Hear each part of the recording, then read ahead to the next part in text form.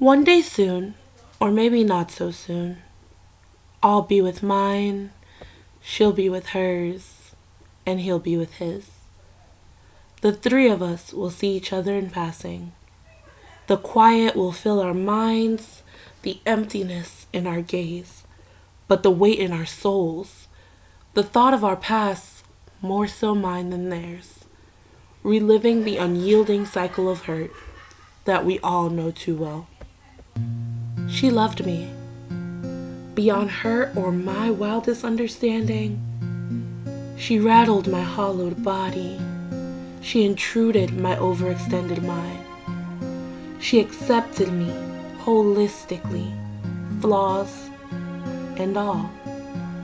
A beautiful girl, mind like a whip, a small yet mighty broken masterpiece.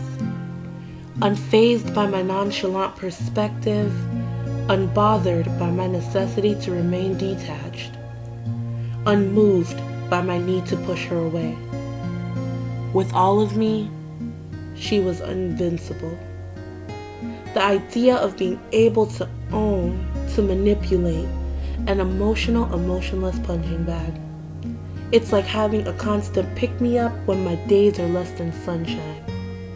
But the way she was treated was subpar to say the least. She was mine, but my focus was elsewhere.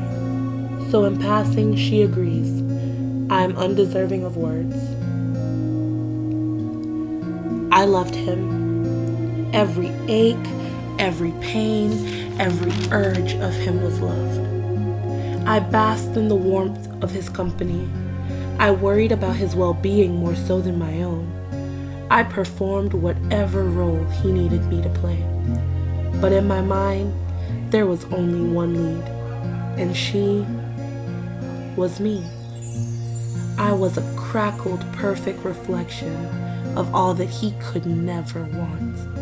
And in my mind, we were untouchable. And in my mind, you were ready to undertake all that was me. And in my mind, days began running together because we could not stand the idea of being apart. With all of him, I was invincible. But if he felt the same for me, we could be impenetrable. I was his loving tragedy. For him, I was safe and secure, unwavering, unexpectant love. I was that dependable, drunken dream, unworthy of his sober time. I was his, but his focus was elsewhere. So in passing, I fight myself. He's undeserving of words. He loved two people at once. Every blink of one's eyes, every word the other one wrote was loved. He immersed himself in the girl two's pain. He penetrated his satisfaction and joy into the world of girl one. He maneuvered himself into the heart of both with ease. A young king with lips that charmed and fingers that cursed, an unexpected volcano, an eruption, dormant he stood. But on the other hand, he had everything he wants and needed. And on the other hand, he doesn't truly know where his life is heading. And on the other hand, how can he love them both? With both of them, he was invincible. So similar is his love for them, but different. Even so, he loves one more. A labyrinth with twists and turns, whichever of the two fit the mold at the time, they supplement for the moment, and love him as unconditional as always. He was theirs, but his focus was split even. So in passing, he reminds himself that he is undeserving of words.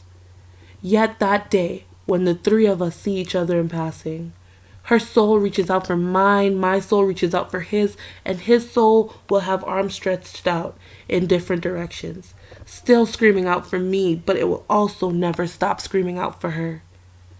No words will be exchanged between the three, nothing but the silence. The silence is the only thing left unbroken.